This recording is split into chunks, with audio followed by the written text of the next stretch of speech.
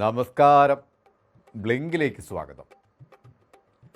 സദ്യയിൽ അമേദ്യം വിളമ്പരുത് എന്ന് മന്ത്രി ഗണേഷ് കുമാർ. അയ്യേ, അതെന്താ നിങ്ങൾ അങ്ങനെ പറഞ്ഞത്? ഈ മന്ത്രിപ്പണിയുടെ ചൂടും ചൂരുമായി നമ്മുടെ ഗതാഗത മന്ത്രി ഇപ്പോൾ അഴിഞ്ഞാടുകയാണ്. കഴിഞ്ഞ ആഴ്ച മന്ത്രി ഒരു മിന്നൽ പരിശോധന നടത്തി. ബസ്സിൽ തൊണ്ടി മുതലായി പ്ലാസ്റ്റിക് കുപ്പികൾ കയ്യോടെ പൊക്കി. ഡ്രൈവർക്ക് പണിയും കൊടുത്തു. പക്ഷേ പണി പാളി. സർവീസ് സംഘടനകൾ സടകുടഞ്ഞ് എഴുന്നേറ്റു.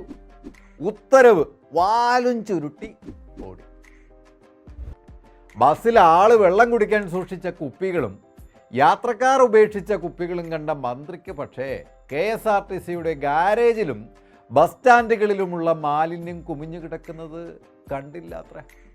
84 ബസ് സ്റ്റേഷനിൽ 83നും അവാർഡ് കിട്ടിയിത്ര. ജീവനക്കാരല്ലേ? ഫ്രണ്ടില് ചെടിയും പുല്ലും വെച്ച് പിടിപ്പിച്ച മാലിന്യമുക്തമാകുമോ മന്ത്രി? അതിൻ്റെ പിറകിലൂടെ ഒന്ന് നടന്നു നോക്കണം. മൂക്കു പൊത്താതെ നടക്കാൻ പറ്റിയ ഭാഗ്യം. മറ്റ് വേസ്റ്റുകൾ വേറെയും.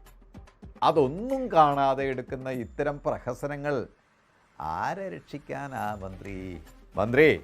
നിങ്ങളുടെ ഉദ്യമം നല്ലത് തന്നെ, പക്ഷേ അത് പൂർണ്ണമാകണം.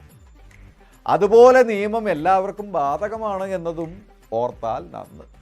ഈ KSRTC കോമ്പൗണ്ടിലെ മാലിന്യം കാണാതെ ബസ്സിലെ ചെറിയ കുപ്പിക്ക് നടപടിയെടുത്ത മന്ത്രിയുടെ രീതി ലേശം സംശയം ജനിപ്പിക്കുന്നത് തന്നെയാണ് കേട്ടോ.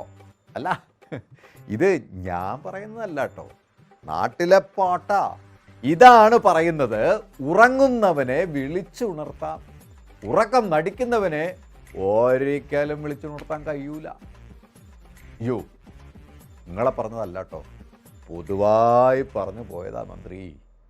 സംഗതി നിങ്ങൾ പറയുന്നത് പോലെ KSRTCക്ക് ആനവണ്ടി എന്നുള്ള പേര് മാറ്റിയിട്ടുണ്ട്.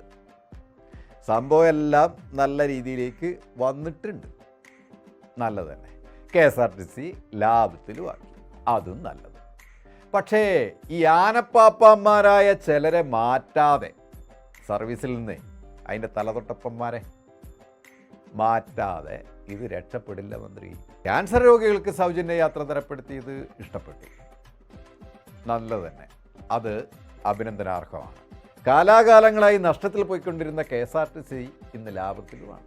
ഇതൊക്കെ പറയുമ്പോൾ ഇത് എത്ര കാലം എന്നതാണ് ജനം നോക്കിക്കാണുന്നത്. മന്ത്രി നടപ്പിലാക്കുന്ന പല കാര്യങ്ങളിലുമുള്ള ഉദ്ദേശശുദ്ധിയൊക്കെ കൊള്ളാം, പക്ഷേ നിങ്ങളെടുക്കുന്ന പെട്ടെന്നുള്ള തീരുമാനമാണ് പ്രശ്നം. ഈ മന്ത്രിയുടെ പ്രസംഗമുണ്ടോ ഗാനമേളയുണ്ടോ എന്ന് നോക്കിയല്ല ഡ്രൈവർമാർ വണ്ടി റോട്ടിൽ ഓടിക്കുന്നത്. അവർ റോഡ് നോക്കിയാണ്. അങ്ങനെ റോഡ് നോക്കി അപകടമില്ലാതെ ഓടിച്ച ഡ്രൈവർക്ക് കഴിഞ്ഞ ആഴ്ച പണി കൊടുത്തില്ലേ? എന്തൊരു കാലം! തല്ലും തലോടലും കൊണ്ട് KSRTC ജീവനക്കാർ ആകെ പെട്ടു എന്ന് പറഞ്ഞാൽ മതിയല്ലോ. ബ്ലിങ്ക് തുടരും കേട്ടോ. കൂടുതൽ വാർത്തകൾക്കും വിശേഷങ്ങൾക്കും ഞങ്ങളുടെ channel like, share and subscribe ചെയ്യുക. കൂടാതെ സബ്സ്ക്രൈബ് ബട്ടണിലെ ബെല്ലൈക്കൺ എനേബിൾ ചെയ്യാൻ മറക്കരുത്.